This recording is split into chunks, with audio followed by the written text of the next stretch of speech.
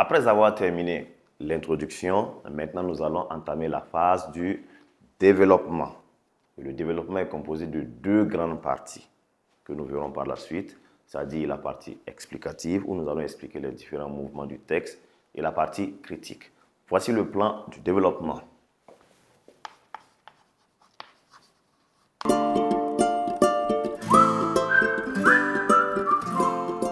Voilà. Maintenant, nous avons au tableau le plan du développement. Comme on le disait tout à l'heure, le développement est composé de deux grandes parties. La partie explicative, où nous allons expliquer les différents mouvements que nous avons trouvés, et la partie critique. D'abord, la partie explicative. Il s'agit de l'explication des différents mouvements tout en restant fidèle au texte.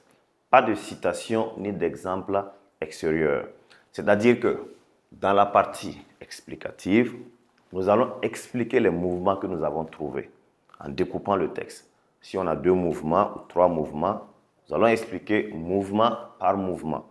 Mais dans nos explications, nous ne devons pas faire intervenir des citations ou des exemples extérieurs. Si nous voulons renforcer notre explication, nous pouvons utiliser des passages du texte. Donc, dans la première partie, il s'agit d'expliquer les différents mouvements. Que veut dire expliquer un mouvement? C'est détailler le mouvement, le rendre plus explicite, restaurer la pensée de l'auteur en nos propres mots, en nous basant sur le cours et nos connaissances personnelles. C'est-à-dire que les passages du texte qui sont strictement philosophiques, il s'agira pour l'apprenant de le rendre beaucoup plus simple dans la compréhension. Autrement dit, de concasser les gros mots, les grandes phrases qui ont été annoncées dans le mouvement, les rendre plus faciles à comprendre. Après l'explication, nous avons ce qu'on appelle la transition.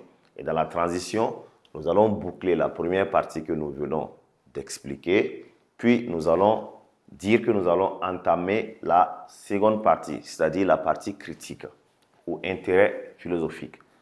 Maintenant, la partie critique est composée de 2 ou de 3 parties. 2 parties, les forces, les faiblesses. 3 parties, force, faiblesse et prise de position. D'abord, les forces.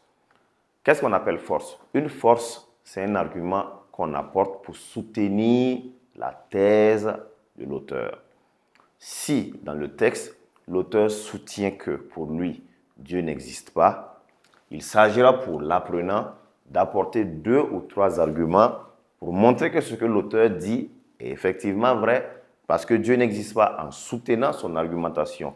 Et là, il a la possibilité d'utiliser un exemple et une citation pour soutenir son point de vue. Donc, après les forces, nous avons ce qu'on appelle les faiblesses. Qu'est-ce qu'une faiblesse? Une faiblesse, c'est un point de vue qui vient contredire les forces. Autrement dit, un point de vue qui vient montrer que ce que nous avons élaboré au niveau des forces contient des limites. Autrement dit, ce n'est pas vrai sur tous les plans. Il y a des plans où cette vérité rencontre des limites. Et c'est ce qu'on appelle faiblesse. Donc, au niveau des faiblesses, il nous faut 2 arguments pour montrer que ce que l'auteur dit n'est pas totalement vrai. Si nous partons avec le point de vue qu'on est en train de développer où l'auteur soutient sa thèse selon laquelle Dieu n'existe pas, au niveau des forces d'abord, nous allons montrer qu'effectivement, l'auteur a raison car Dieu n'existe pas et nous allons donner des raisons qui montrent que Dieu n'existe pas. Mais au niveau des faiblesses, nous allons contredire ce point de vue. Nous allons donner des limites de ce point de vue. Nous allons montrer maintenant des situations où Dieu existe bel et bien pour montrer que les forces rencontrent des limites. Et il nous faut 2 arguments suivis d'exemples et de citations. Et les citations ne sont pas forcément du même auteur du texte, ça peut être des citations d'autres auteurs. Et les exemples doivent être des exemples éducatifs, des exemples qui vont dans le sens de la philosophie, dans le sens du cours. Et après les faiblesses, nous avons ce qu'on appelle la prise de position, où nous allons détailler l'intérêt de la lecture du texte, l'intention de l'auteur, comment est-ce que l'auteur a affirmé sa thèse, mais surtout notre avis personnel. Qu'est-ce que nous pensons de la thèse de l'auteur? Est-ce qu'on partage sa thèse ou est-ce qu'on est contre le point de vue de l'auteur. Donc, ceci est le résumé du développement où nous allons récapituler rapidement. Dans le développement, nous avons deux grandes parties. D'abord, la partie explicative où nous allons expliquer les différents mouvements que nous avons trouvés. 2 mouvements ou 3 mouvements, il s'agira de les expliquer. Ensuite, nous ferons une transition où nous allons passer maintenant dans la partie critique. La partie critique comprendra 2 ou 3 parties. 2 parties, c'est-à-dire les forces et les faiblesses. 3 parties, force, faiblesse et prise de position. Souvent, la prise de position, on peut l'insérer dans la conclusion. Voilà pourquoi je précise 2 ou 3 parties. Donc, dans la partie critique, nous aurons d'abord les forces où il s'agira de soutenir la thèse de l'auteur de 2 arguments. On peut également soutenir d'un seul argument, mais je dis toujours 2 par prudence au cas où un argument n'est pas trop convaincant, il reste encore un autre. Il y a des élèves qui vont jusqu'à 3 arguments. Donc, 2 arguments comme force pour soutenir la thèse de l'auteur. Ensuite, une petite transition qui est facultative et nous passons aux faiblesses pour contredire maintenant la thèse de l'auteur. 2 arguments également, suivis d'exemples et de citations. Et enfin, la prise de position où nous allons parler de l'intérêt de la lecture du texte, de l'intention de l'auteur et de notre avis personnel.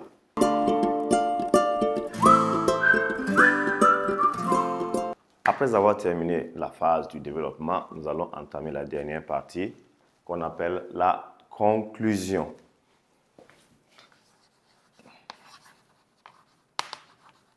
Et voici le plan de la conclusion. D'abord, nous avons le bilan du débat.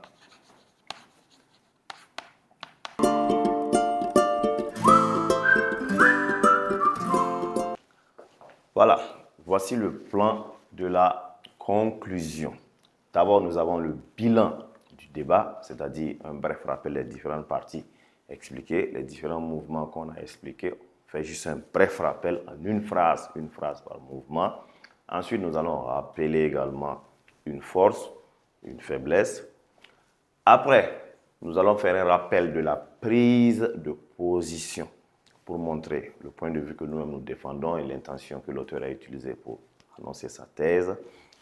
Et en dernier lieu, nous allons donner une leçon de morale qui n'est pas obligatoire et une ouverture, c'est-à-dire une question d'ouverture qui va susciter la réflexion de ceux qui vont lire le travail abattu.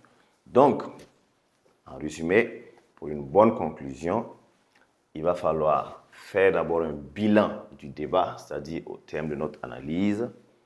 Il est ressorti que nous avons étudié le premier mouvement. On donne une phrase pour rappeler le premier mouvement, le second et le dernier. Et après, nous allons également rappeler, comme force, nous avons eu à soutenir le point de vue de l'auteur en disant ceci, cela, mais que le point de vue de l'auteur rencontre des limites, car nous donnons la phrase qui signifie la faiblesse. Et après, nous avons un rappel de la prise de position, c'est-à-dire notre point de vue personnel et l'intention que l'auteur a utilisée pour annoncer sa thèse. Et en dernier lieu maintenant, la leçon de morale et l'ouverture. Rappelons que l'ouverture est une question qu'on pose pour susciter la réflexion. Chers apprenants, nous venons de terminer la phase du plan de commentaire de texte. Maintenant, nous allons passer à l'exercice pratique. Merci de nous avoir suivis.